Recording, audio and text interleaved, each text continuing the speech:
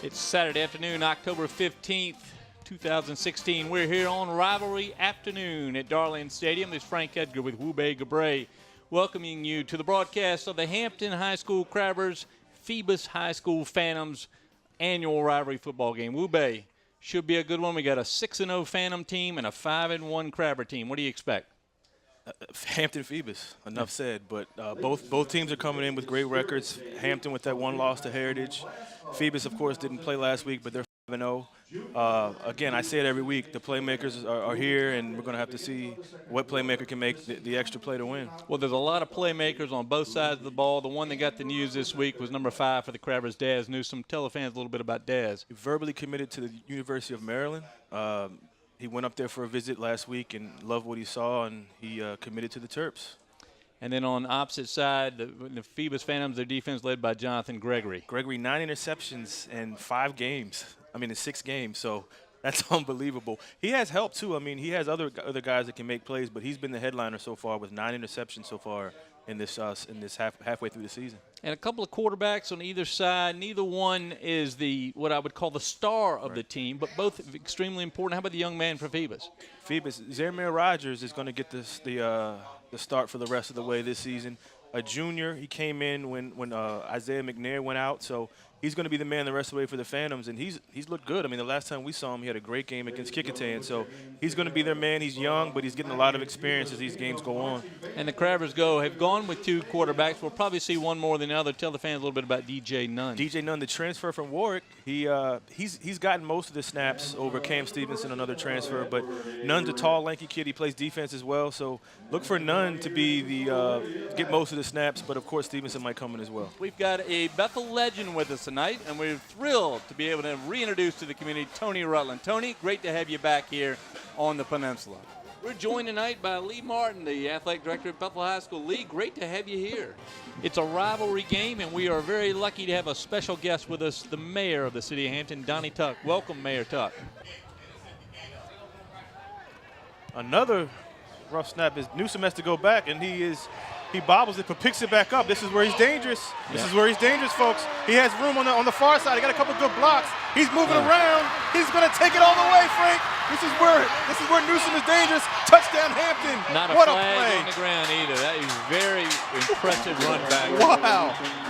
That is why the University of Maryland said, we want you to come here. Look at this. Here's a play right here. And, you know, usually when you bobble it, it gives them an opportunity to regain themselves, and this is where he's at his best. I mean, look at this. That was a close penalty or lack, not one called behind him. The rest of them were good block. A good one on Holloway just to slow him down.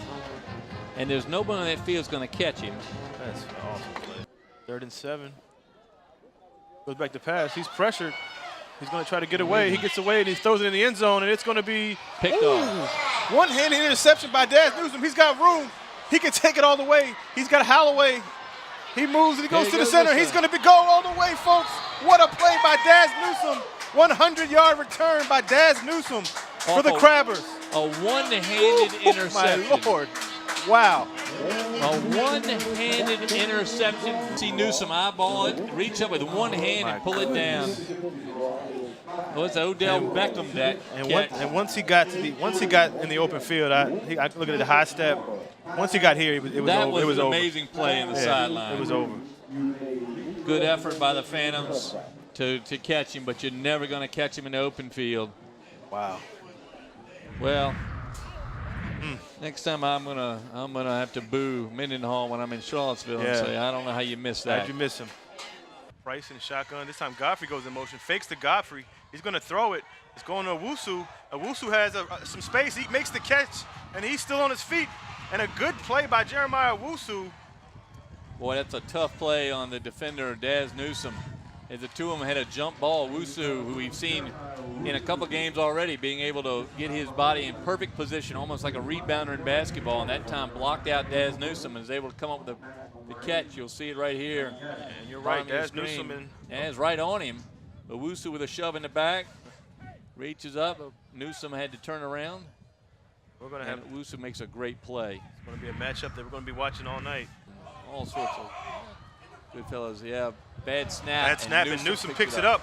And he has speed and he has room, and he's going to take it down the field. Jordan Hill's the only one left to get him, and he gets him at the 20-yard line. What a play by Daz Newsome. A botched play. He dropped the ball, picked it up. I think, Wube, you underestimate the design play there by the Crabbers to get the ball to Newsome and get him a little freedom on the outside. Whoa. The advantage of having an athlete like Daz Newsome on your team. Mondo Walker now is taking the direct. Yes, that's Mondo Walker back there. So no Price in the second half, and Mondo Walker has room. He goes down the sideline, and he gets a big gain, and he's stopped at the 25-yard line. 2 direct snap, big plays for Bethel. Well, Jeremiah, he's able to scoot down the sidelines. Good blocking there on the far right end. Godfrey has gotten some great blocks, as he's the lead block on that one. Is that Isaiah Sellers out there, the wide receiver that had come in and set up and got the end for the Crabbers pinned in, and around the corner went Mondo Walker. And no flags, Frank, on Bethel. That's the key. So Owusu far side, Mondo Walker near side. Shotgun for Price. He gets the snap.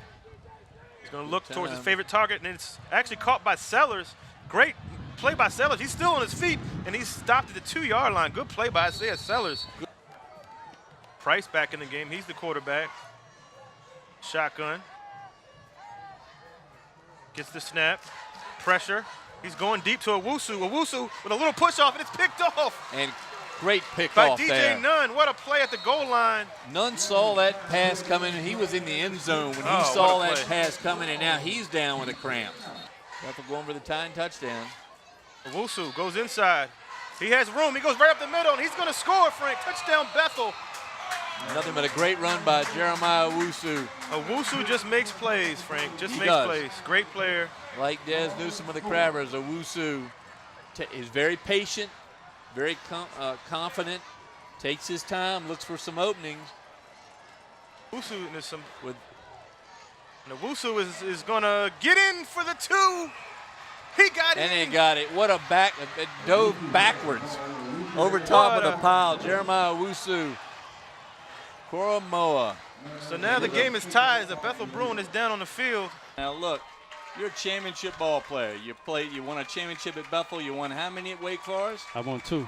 So you know a little bit about championship basketball. I understand you've come home to something basketball related. Yes, I did. I took the job at Hampton Christian Academy. I want to build the program up like the Europeans are doing. They have basketball academies there. They're starting from the elementary, middle school, and they're just trying to raise them up. At Hampton Christian, I want everybody to come in and start from the middle school age and build into a system. I don't want to get players that are just juniors and seniors, one and dones, as a college would say. But I want to build up and show the fundamentals of how to be a good ball player. Speaking of talent, you played it with a Hall of Famer and a future Hall of Famer. What was it like playing for Iverson and Tim Duncan in college? They're great basketball players. I tell everybody, it was a great honor to play with all 3. Well, I say Joe Smith as well, but. To play with Allen, he was real gritty. He would fight you tooth and nail before he would lose. Tim Duncan was a little bit more quieter, but was assassin on the court. But playing with both, and I tell people all the time, it was easy for me because I made them better and they made me better. I just happened to be a smart player to know when the double teams were coming, so I know what plays to call so I can score as well. So, they're both 2 different players, but great Hall of Famers. We talked about crowds earlier. Tell the people who weren't around to see you guys playing against Hampton in that Coliseum, 10,000 fans, cars wrapped around the interstate. Talk a little about the experience it was. You were in high school, but almost like a college atmosphere. It was a great experience. Leading up to that game, we sold out at HU Coliseum at Holland Hall. They were turning people way off the highway, and then when we were going to the Coliseum, when we got on the bus, they were like, man, it's sold out. And, our eyes got big. And the only thing we can remember is just getting on the court and just playing. And it was a great honor to play in there and have one-of-a-kind game. But I do want to say that I did want to go to UVA, but Curtis Staples beat me to the punch, and I had to go with my second option, which was Wake Forest. And it hurt me every game.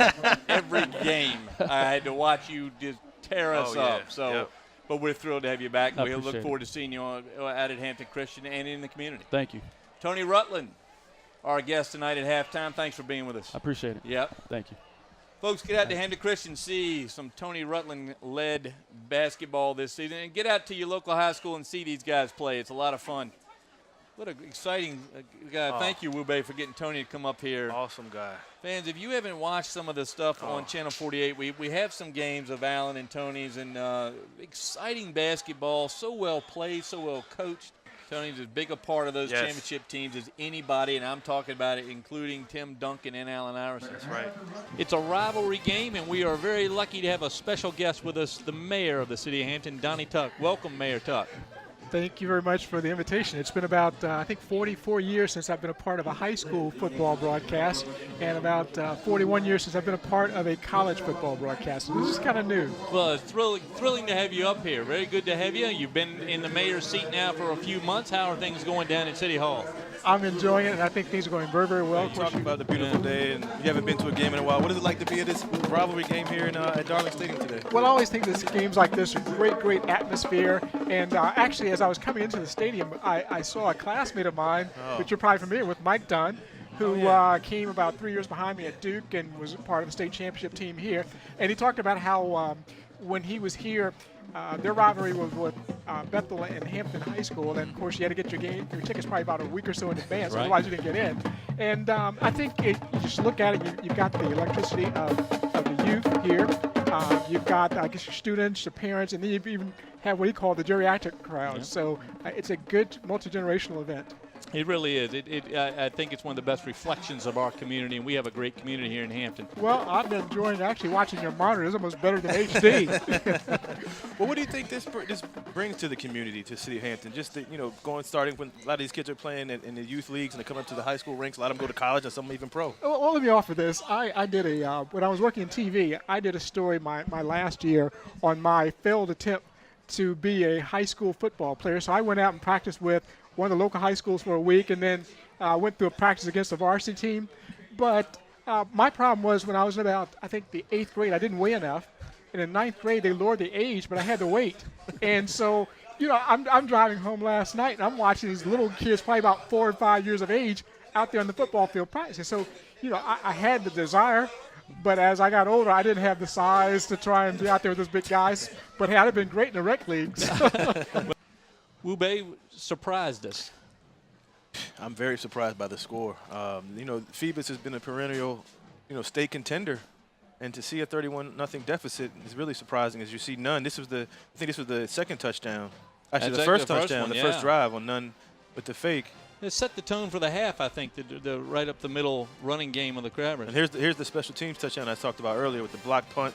Trevion Davis on the block. And the pick about Johnny Gasson had a great first half. I think Johnny Gasson's done a little everything but serve the Chick-fil-A sandwiches today. And here's Daz Newsome again that's his first of 3. Mayor Tuck, Daz Newsome has committed to the University of Maryland. I know, and I was sharing with Mike Dunn. There was a time where we used to get Hampton athletes down in the down in our Triangle area.